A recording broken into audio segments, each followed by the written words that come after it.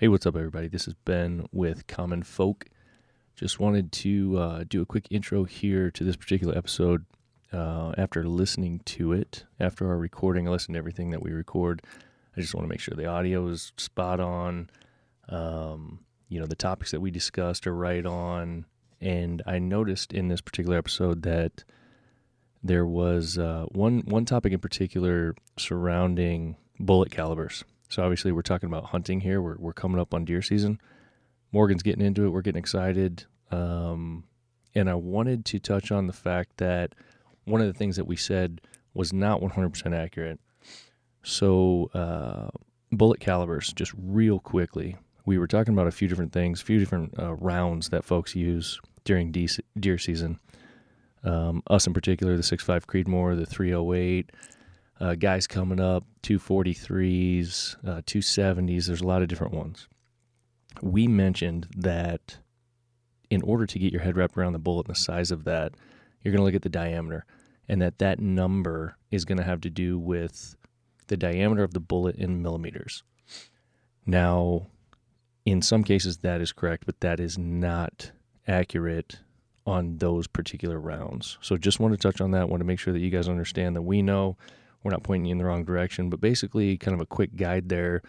If you're looking at a round and it is a point something, so 0.308, 0.270, something along those lines, what you're looking at is a U.S. measurement, so a measurement in inches, 0.308 inches. Now, obviously, that can be converted to millimeters, which we were talking about it being in millimeters, and that is not. On the other hand, there are rounds, especially some pistol rounds, that are measured in millimeters, 9 millimeter as an example. It has it right in the name, so that is a millimeter diameter measurement. So just wanted to be clear on that, make sure we're not pointing you in the wrong direction. This was a really fun episode. Like I said, we're getting excited. It is hunting season here in the Midwest and rifle season coming up, so stick with us. I hope you enjoy this episode, and thanks for following along. Sun rolling over acres of farmland, shining the light on the world I grew up in. No name dirt roads about to get tore up, all going down in a town you never heard of. Hey everybody, welcome to the Common Folk Podcast with Ben, Morgan, and Andy.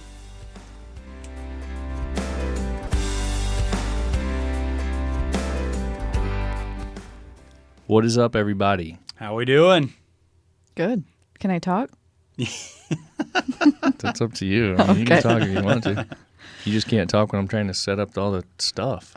Folks, You Ben know- just was getting crabby at me. No, you're getting crabby. You know Ben's a big audio guy, audio perfection, which is good. It It's needs good to for the sound- podcast. yeah. But Morgan, being on time, that's a big thing Yeah, too. so it's stressing me out, guys. There We we have go. conferences here soon, Yeah, and these okay. boys are just pushing it to the last second All to right. record. All right. Moving on. So before we get started, let's real quick, I wanted to dive in and tell people thanks for doing the reviews on the Apple Podcast app. That's the only place I know of that you can leave reviews. On the other ones, if you listen to anything, you click on 5 stars. All that's been coming in, and it really helps us out. So I want to read one real quick from Apple. This individual says, "Down to earth. Love this podcast.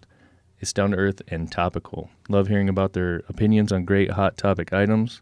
Also love hearing the small business owners they talk to and other content creators. All around a good show with good people." And I think that's what we're going for. Yeah. Oh, And we're that, good people. Yeah. I mean, it's common folk. Right. Yeah. Right? No, that's one of my favorite things we do is when we do get on small business owners, entrepreneurs, and man, a lot of times we'll end up with characters like we didn't know that going in, Yeah. but like everybody has a story. Yeah. It's just kind of fun to dive into it. For sure. And we've got a couple other, we've kind of focused on a lot of Nebraska companies because obviously that's kind of where we're at. It wasn't really the original intent, but that's kind of the route we've been going. Yeah. We've got a couple other ones getting lined up here before too long. I think they're going to be a lot of fun, so Yeah. people stay tuned. Yeah. Maybe a brewery or two. I'm on board. Yeah, Yeah. absolutely. Sounds good. And the offer still stands. If you take the time to go on, do a review, do a rating, just let us know. Shoot me an email, ben@farmfocused, FOCUSED.com. Let me know if you want a hat or a t-shirt, what size you are. We're shipping out Common Folk merch. And I would bet, we had the certified Piedmontese guys. Mm-hmm. I bet our promo code's still up and running. Yeah. If you're looking to try some of that certified Piedmontese beef, cpbeef.com. Use code FarmFocused25. Yep, for 25% off your order. Yep. Pretty awesome. Yep. And we, since that, have had some. Yeah. I've been pleasantly stuff. surprised. Isn't that awesome? Yeah. And that was a tough sale job, Yeah. because I Yeah. grew up on it better be a fatty, it better have Yeah. marble to it. Yeah. Yeah, so it was different. We'll dig into that some more here on a few more episodes, but for the time being, it's worth the try for sure. No doubt. So today, we're getting really close to the opening of deer season. Whoa, Yes. that fits your outfit. No, this isn't a deer hunting outfit. Could be.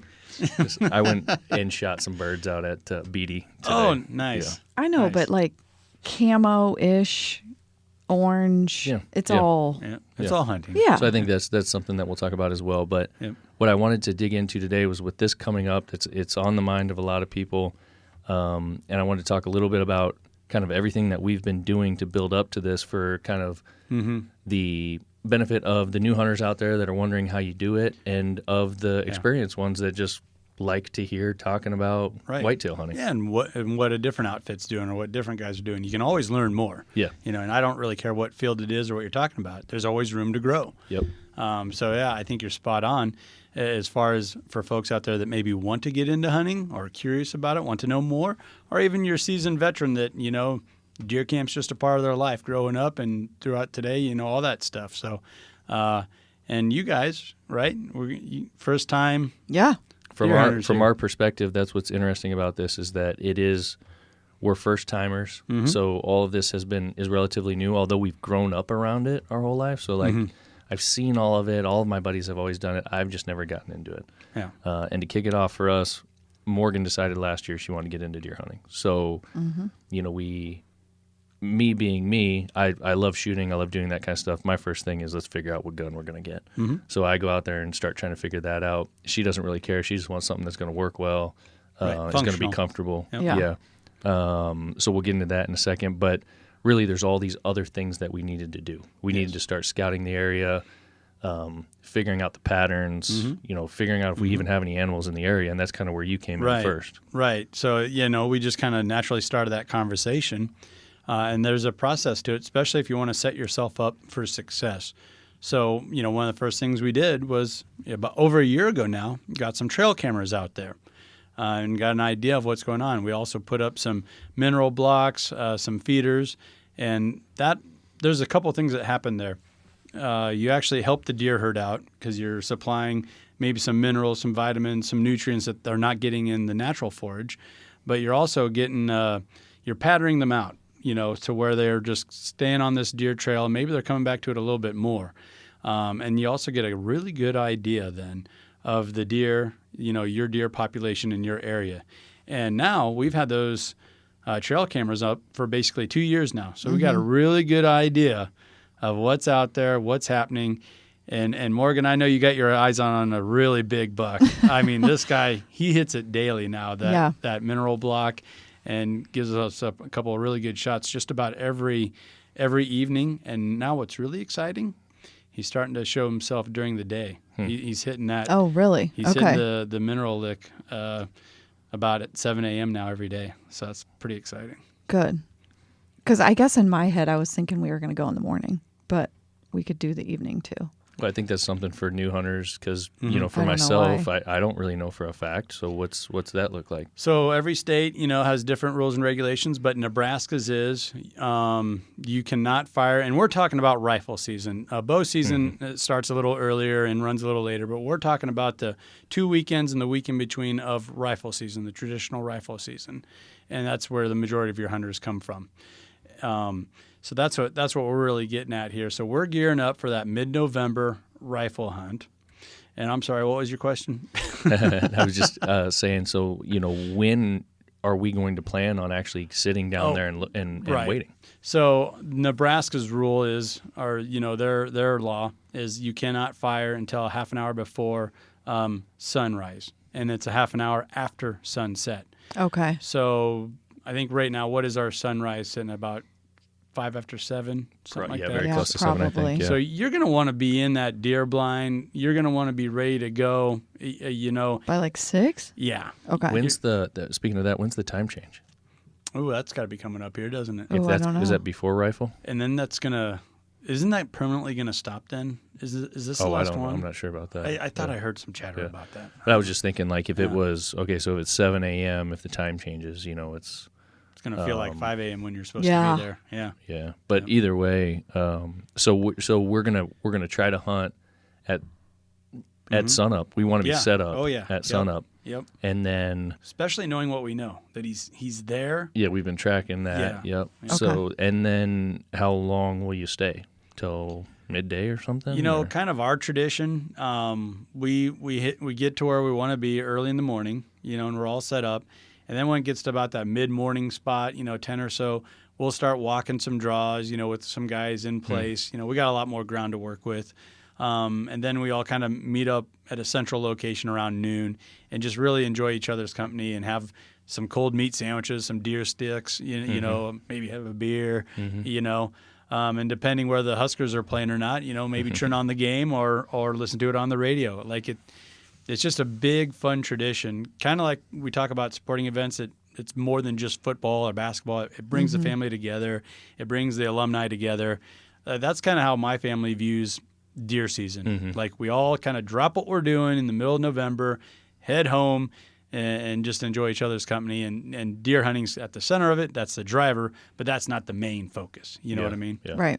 Okay. So that setup, the area that we're setting up, we do that in the morning. We had to do a lot of prep to that area. Oh my goodness, yes. Where we're hunting is in the woods. Mm-hmm. I see like throughout the years, you see pictures, guys maybe are sitting on the edge of the woods, shooting out into an open field or something like that. Right. We are in the woods. Yeah. So your guys' setup is, it's more like what you would see in like Georgia or one of the southern states where it's very wooded and they got to go in there and basically cut out shooting lanes. And you guys had a real nice, there's a creek bottom there and a big time trail that, turkeys, deer, raccoons, everything uses that trail.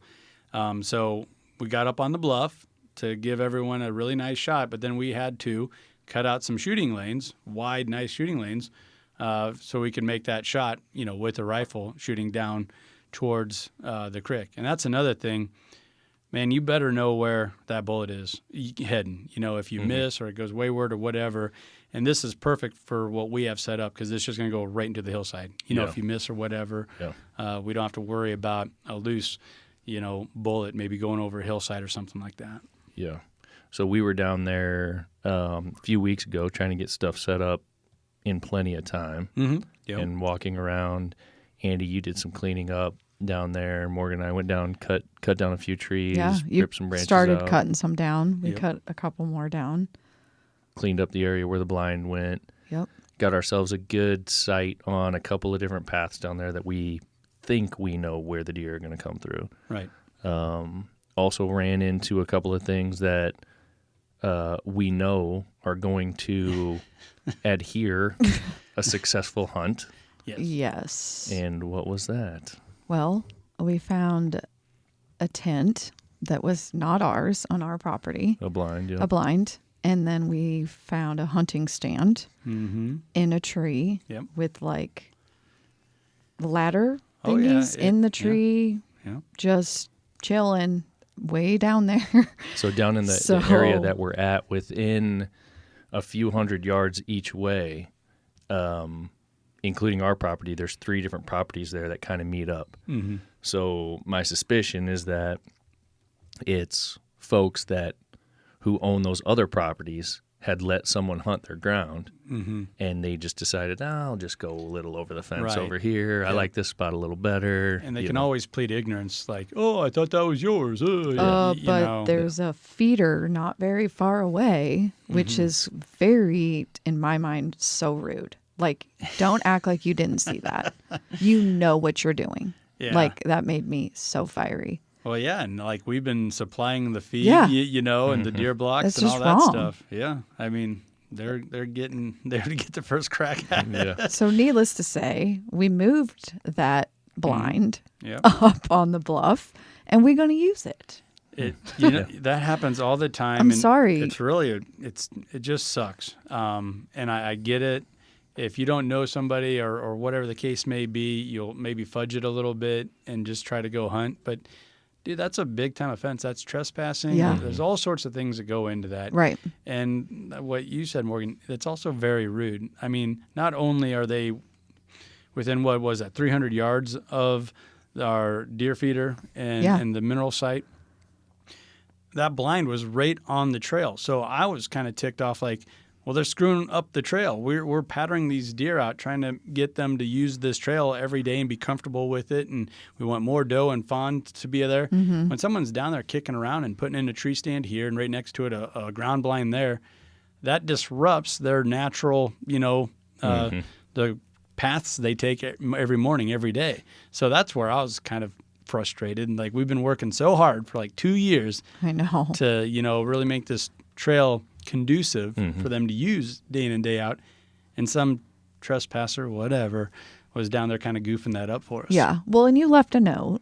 Yeah, and I mean, talk to I'm the the kind of guy, neighbors like I tried to figure out, talk to a couple of neighbors, hey, are you letting anybody hunt out there? Could this be theirs or whatever? Not to try to get mad at anybody, but Right. just to try to, point it out to them. So we took the stand down, took the blind down.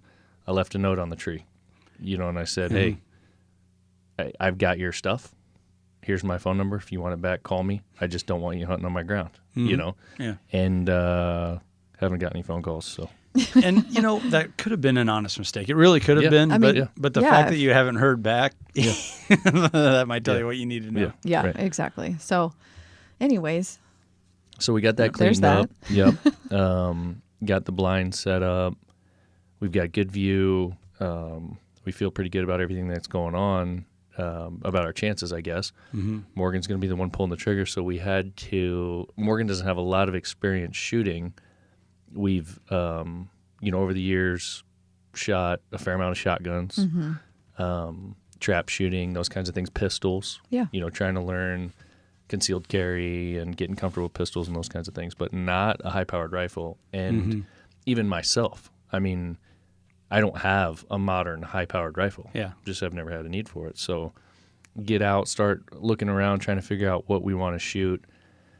There's a lot of choices. Oh, my gosh. Yes, there is. So how does someone pick? I mean, I can tell you how I picked, but I mean, what kind of suggestions would you have? Well, my suggestion is, you want to make it comfortable and and enjoyable for the shooter, And there's a lot of big fancy rifles out there, but they have some serious kick to them, just hurt your shoulder type of stuff.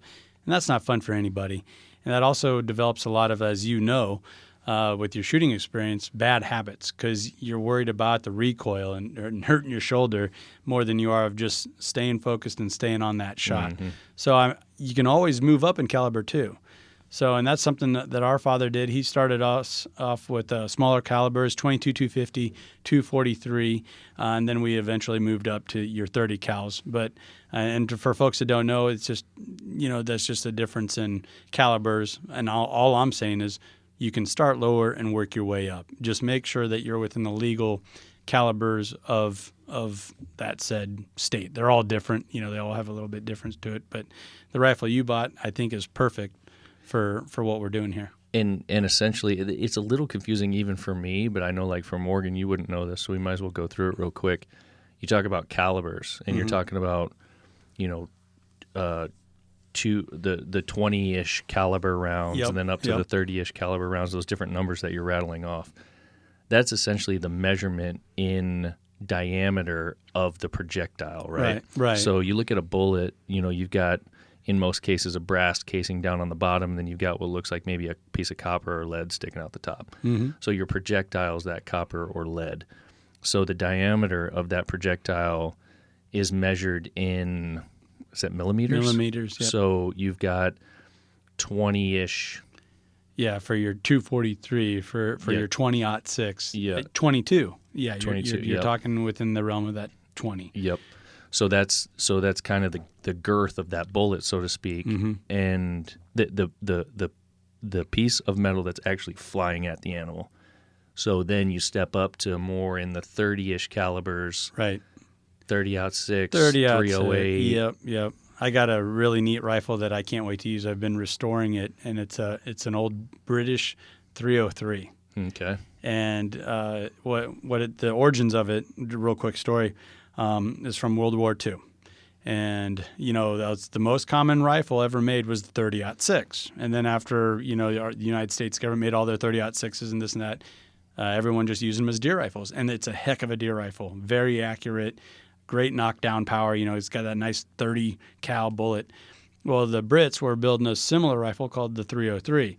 And after the war, semi-loads of these rifles were just truck across the United States and just stop at a town and just open the doors and sell them 30, 40, 50 bucks a pop. Wow. So my dad bought one, my uncle bought one, and I got a hold of it in high school and just been infatuated with it and been restoring it. And it's a really unique rifle because it's a British 303, but it says property of the United States on the chamber. So there's a real brief period in there where when we started helping the Allies, when we finally joined World War II in the United States, we started helping with their production.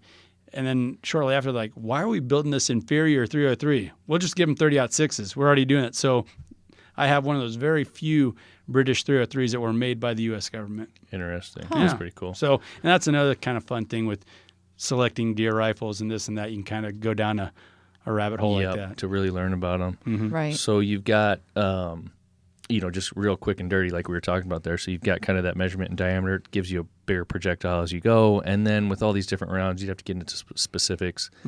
How big that piece of brass is, how much powder's packed in there. There's a lot of these little tiny specifics. But the bottom line for me is that there was a couple of rounds that seemed to be the most popular lately. So I wanted to dig into those. And with Morgan being the shooter, I wanted to try to find something that was not going to kick as hard, like you were talking about. Yep. You don't want to scare somebody away from it. And that's going to be accurate and it's going to be lethal. So where I settled was on the 6.5 Creedmoor, which is to a lot of people kind of like the new fancy, spancy kind of round. Yep. But really, when you start digging into it, you find out that this is a true contender. Oh, yeah. It's been around for a while now, really. But it is kind of the hot new thing. But it's extremely accurate. And if we're taking a shot like what we're set up for, it has more than enough knockdown power. That's where you start to hear some flack with the 20 cals in your Creedmoor, is when you try to stretch it out and kind of lob one out there. It just doesn't have the oomph behind it to really put a good shot on a deer. Yeah. But what we're doing here, we're within 150 yards. We're shooting down at it. We're not trying to ask this caliber to do too much. And it's a really great rifle for what we're doing. We're not trying to make it overperform here. Yeah. So we went out and found a nice package. Ruger American, the 6.5 obviously. It comes with a Vortex scope. Everything's ready to go. Bolt action gun. Yep. It's all in one package. I absolutely love the bolt action because it's so basic. Yeah. And the more gingerbread you have, the more bells and whistles you have on your deer rifle, the more things that can go wrong. Okay. And I'll tell you what, I've been with too many guys that have the fanciest, coolest, this or that.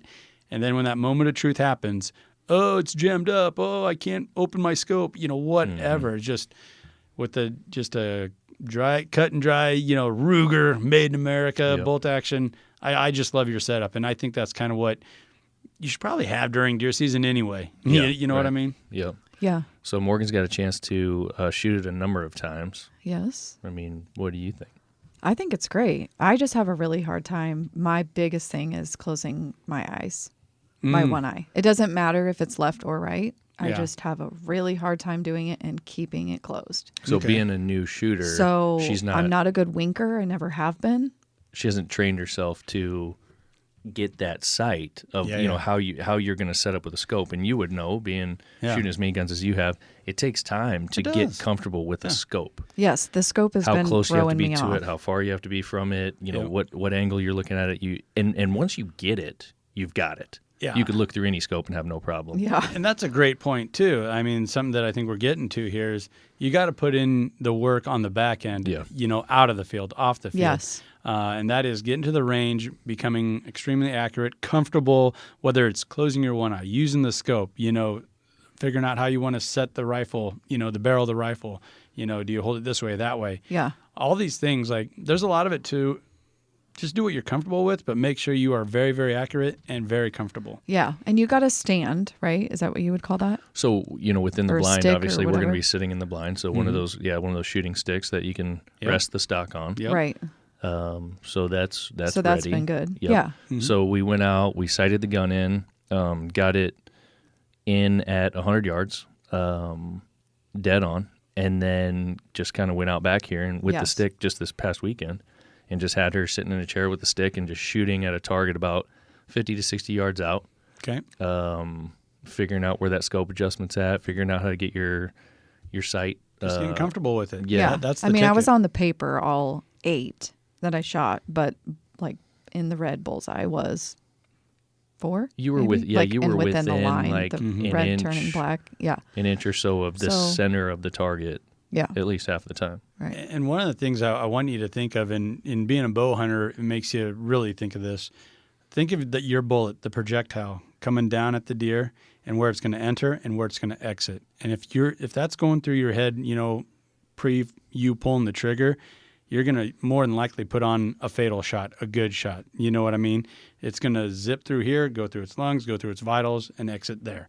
You know what I mean? So if you just have that idea of the picture in your mind, you're going to place a bullet maybe a little bit more precisely than you would if you're just trying to hit brown fur or, put it in the middle. Well, You and know what I mean? honestly, I mean, I'll out myself again. I don't really know anything. I was like, oh, where am I? I didn't know where Well, I would that's- shoot this. Yeah. So I said something. I don't even know what I said. And you were like, oh, no, you're going to have to look this up. Anyways, in the middle of the night, couldn't sleep, pulled up websites, and just the other night was looking like where I need to Terrific. shoot. Good. So, anyways, now I actually know. And then there was like this guy that was talking about if you're shooting up, if you're shooting down. Yep, And that was yep. a little bit much, but You're in such knowing close quarters, you won't have to worry about that that too it's much. like, front leg up from the front leg. And anyways, That's just like what I I needed was- that visual. That's what I was going to get at next. Yeah. So, Andy, you were talking about having a good, accurate shot placement, and then Morgan talking about, which we talked about this weekend, where exactly is that? Because the whole Yeah, point I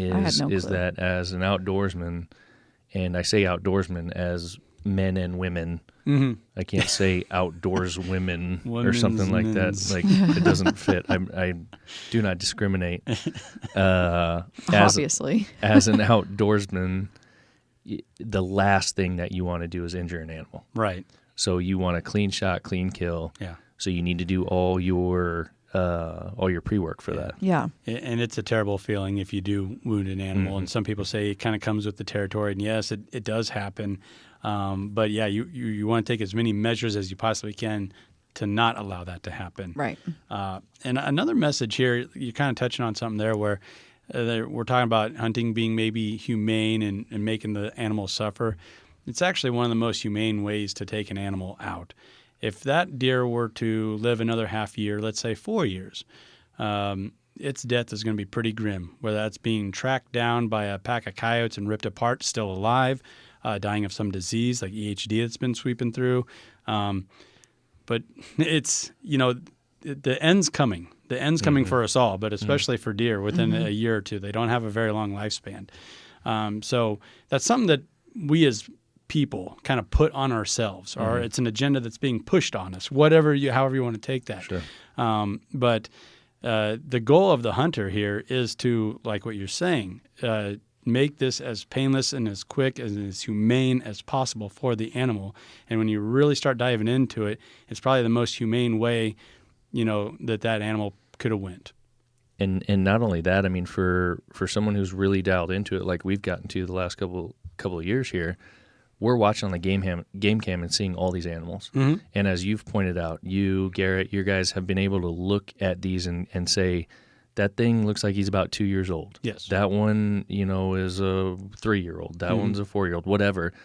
and we identify what each one is because they all have their own unique characteristics. Yeah. And then we say, okay, when it comes to hunting time, if we see that 2-year-old, we're letting him walk. Gotta let them go. So we're managing that population in a way like that. You know what I mean? Yeah, and that's another thing with doing your homework and getting out the trail cams and all this type of stuff is we're affording ourselves to the opportunity to be a little bit more on the conservation side. Mm-hmm. You guys have some fabulous young bucks, young deer running around, and we're going to do everything we can not to shoot those guys because they're healthy, they're up and comers, and they're going to help the herd.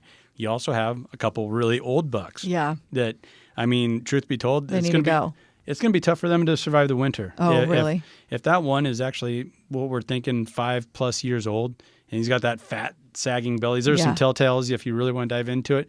It's going to be tough for him to survive another rut and then a hard winter, which is expected after this year. So this is an opportunity where we can actually help the deer herd take out an old buck and also give all these young bucks a pass, your up and comers, Sure. to really help that herd. And put it to good use. Yes. Oh yeah. I mean, I think that was a big reason why you wanted to get into hunting in the first place, right? Morgan, was for the venison. Yeah. Yeah, I mean, the deer really. meat. I mean, it's definitely something I hadn't had till you introduced us, but that was definitely a part of it for sure. Just exciting. I don't know. So what are you most excited about? I think I'm just most excited about getting one and saying I actually did it. But again, that doesn't come without you guys' help. I mean, literally, you guys, I feel like might have to be doing more than me, you know? Yeah, I don't with- know about that. I mean, checking all of the cams, putting them up. Andy, you and your son Well, love it's to go fun, out there and yeah. feed and, Yep. put the food in there and all that stuff. I like to do that. But for someone to just individually do it by themselves, I mean, it would be possible, but it would be a hard Right. task for me to do. So again, it goes back to, and we've talked about this before, finding somebody that has done this before and helping you. And I'm sure, like you have said too, you get enjoyment in helping Right. somebody. Right. And you get enjoyment in, doing the things too. Yeah, So- I can't remember who I was talking to. I was talking to someone the other day. Oh, at the fire department. A couple of these guys who are, been hunting almost every year of their life. Mm-hmm. And they were asking me about us hunting this year, and I was telling them you're doing it. They've heard about it. And the guy was like, the best thing ever for someone like me that's been hunting my whole life is to go out with a kid or someone that's new to the game Okay. Yeah. and help them get that animal and just see them experience that. Yeah. And it's just sharing that It is. pastime It, and like, and all that makes you excited. with more people. Yeah. It is. It's so much fun, and you get to join a community and a very welcoming community. It's just there's such a harsh stigma out there about hunters and how they're just killers and they're just doing it for the. And really, that's like one of the bottom things on my list. You know, I already mentioned it. For us, it's kind of a pastime. It's a tradition where it brings the whole family together for a weekend in November. You know, me and my brothers, we drop what we're doing. We head home to the family ranch and just have a great weekend together. And yes, deer hunting is the driver, just like going to a Husker football game or whatever. That's the driver. But the biggest takeaways is the time you get to spend with your, friends and family and being Yeah. back home. Yeah. Yeah, it's like a means to an end. Right. Yeah, To a different end. So I'm excited. I mean, you seem excited. Yeah, for I'm me, excited. Yeah, I'm and excited Go in to and experience it. Yeah, to hang out in the blind. Hopefully we see some animals. Get that. Yeah, that would kind of be Sweet. crappy, I guess. You're not always for sure going to see something. No. So you just be Yeah, sitting there nothing's just, guaranteed. Yeah. yeah, it'll be easy for you to be quiet because off of this podcast, guys, most of the time, Ben is kind of quiet. quiet I'm guy. not the quiet one. So Andy, you're going to go back home. You said, Mm-hmm. Yep. is it good, quiet, peaceful time, or do you have a hard time not talking because you're a talker too? It's quiet time for when we're in the blind. It's quiet Okay. time. You know what I mean. So Have you seen those? I've seen people in blinds and they're like putting up reels or something on Instagram, and the girl's like trying to open like candy real quietly, Oh, and the yeah. husband's getting all Yeah, annoyed. yeah. Makes me laugh. I won't do So that. that'll be me. I'll be the one Okay, because you're yeah, the that's shooter. true. I'll be like, stop. Yeah. don't go with the Funyuns. That bag is way too loud. Okay, okay. You just slowly crunching on them. Yeah. Yeah. It just makes me laugh thinking about it. Who No. knows what's going to happen, and I'm we'll have to excited. do maybe an after. But Yeah. I'm glad you guys are going to do No, We'll I'm definitely, excited for you guys. yeah, Yeah. we'll definitely do a follow up, good or bad. Yeah. There's so much more to it as well that we're not going to talk about today, but we will on the follow up with. Now you've harvested the animal. Now what? Yeah. You know, Yep. we're going to have to learn the techniques, the proper way to Field dressing, yeah. processing, all that stuff. There's some wonderful programs that you've helped out through your business over the years. Hunters Helping the Hungry. Yep. So you'll have an option there of donating your venison to a food pantry. And these last couple of years have been real hard on our local food pantries. And when they can get their hands on some premium meat, protein rich, meats like venison is, I mean, that's just, once again, the hunting community helping its overall community out. Yeah. Cool. Yep. So there's still a lot to do. It feels like we've done a lot and we got a good grasp on it, but Well, when is opening We don't day know the again? half of it The yet. 12th? Mm-hmm. Okay. Yeah. Yeah. So got a little bit of time still to it's coming up. keep practicing. is. But is it just a week? It's I can't remember. It's that weekend, the 5-day week, and then the following weekend. So you have two so weekends. 2 weekends. Yes. Okay. Yep. Okay. Yep. So you'll get your shot. You'll get your Okay. opportunities. Gosh, that would be so horrible if you miss. Have you missed, Andy? I've never missed. I've never lost. No, every. Okay. Come on. That makes me sick thinking about it. No, you're gonna be just fine. You've Okay. done your homework. You put in your time. You've been We'll out on see. the range. You've even used your shooting sticks. So Yeah. you're gonna be just fine. Okay. Yep. All Yep, right. I think so Say too. a prayer, all you people. Say a prayer for Morgan. Not for the deer. Yeah, exactly. Yeah. Yeah. Well, this is good. Can't wait for the follow up. Cool. Yeah. Well, yeah. Stay It'll be tuned for fun. that. Here, hopefully, in a few weeks after we record, Morgan's going to have one, and then we'll get right on it. Or if she doesn't, then we'll be like, hey, I'll be crying. we'll but put you no on kidding. blast on a national podcast. That's fine. No, it'll be It's like, good. Andy, you blew it. You told us to put the blind there. No, it will not. I will not blame. It will be good.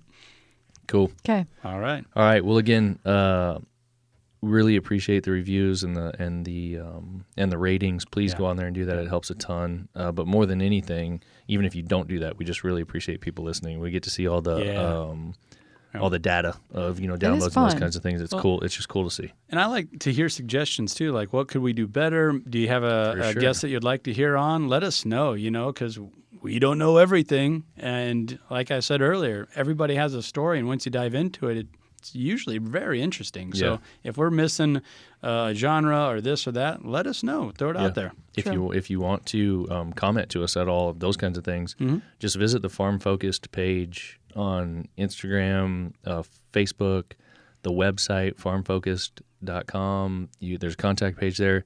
Send us anything. Just let us know what questions you have, what suggestions Yeah. you might have, those kinds of things. That's the easiest way to get a hold of us. So, Love it. Yep. but yeah, it's been great. So thank you all very much. I guess until next time, huh? Yeah. Sounds good. Later. All right. Peace. See you.